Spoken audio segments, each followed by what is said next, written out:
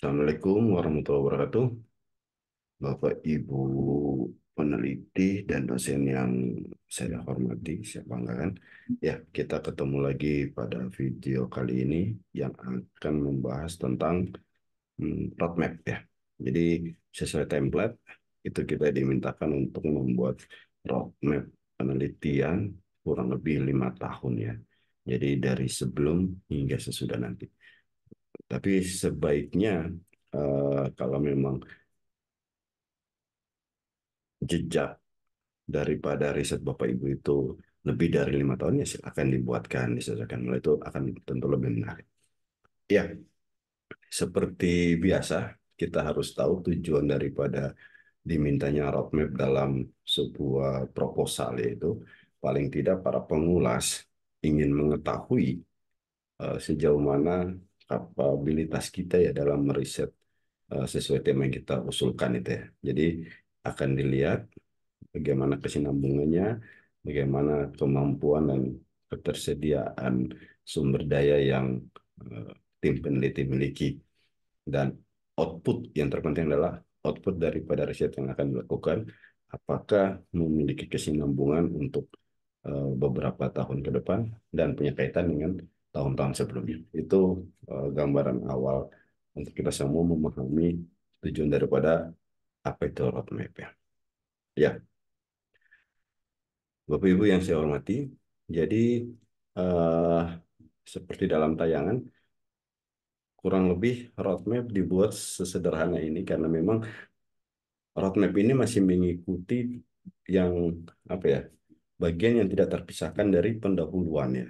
Ya, jadi masih kalau diterapkan kurang lebih 1.500 karakter. Jadi ini merupakan bagian dari 1.500 karakter yang memang sudah disediakan. Jadi tidak bisa terlalu panjang, tidak bisa kita urai bertele-tele. eh, Jangan sampai kita melewati batas yang telah ditetapkan. Ya, saran saya, roadmap tidak hanya langsung dengan gambar atau visualisasi, namun akan sedikit ada penjelasan, mau di depan atau mau di belakang. Silakan Bapak Ibu menggunakan teknik apapun boleh. Yang jelas ada sedikit deskripsi tentang roadmap yang dibuat. Ya, coba saya perbesar Bapak Ibu.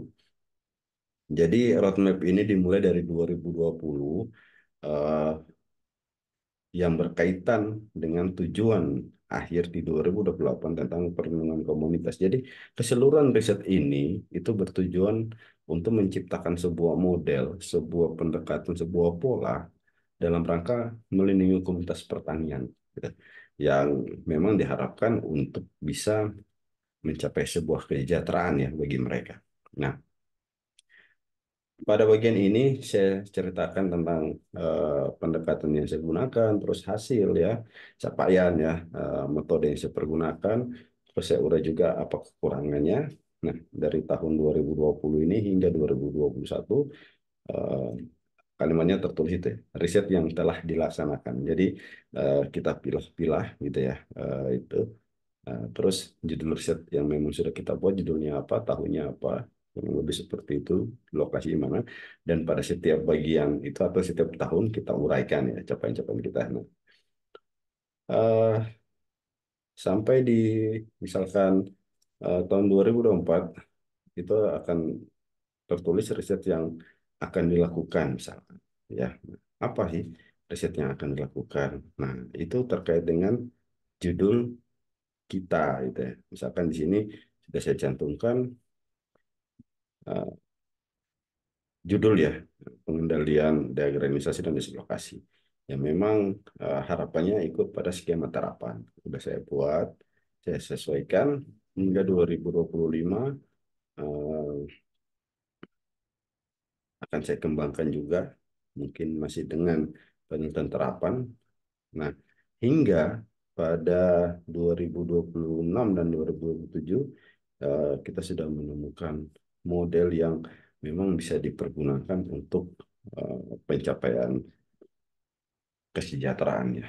Ada sebuah pola untuk melindungi daripada komunitas pertanian. Jadi Bapak Ibu sekalian, saya ingatkan kembali bahwa di dalam struktur penulisan sebuah roadmap, kita perlu menjelaskan apa yang sudah kita lakukan, apa yang sudah kita capai, bagaimana prosesnya, dan bagaimana hasilnya.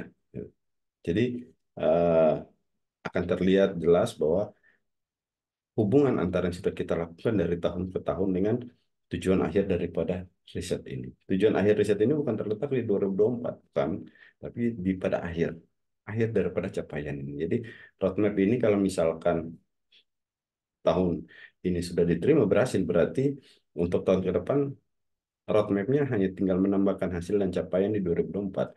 Sementara untuk 2526, saya pikir tidak akan ada perubahan banyak, tidak ada pengurangan ataupun penambahan yang eh, banyak ya, karena memang ini masih dalam satu capaian yang sama.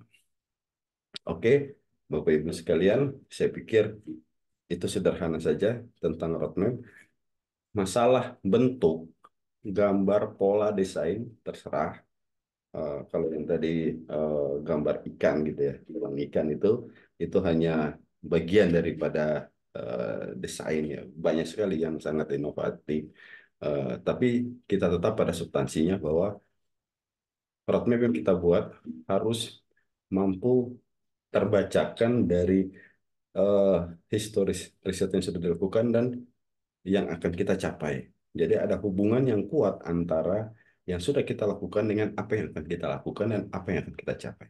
Mungkin itu yang harus digarisbawahi Bapak Ibu sekalian dalam menyusun sebuah roadmap. Jadi eh, pengulas atau pemeriksa itu bisa memahami apa yang sekiranya kita maksudkan melalui visualisasi. Sekian, terima kasih.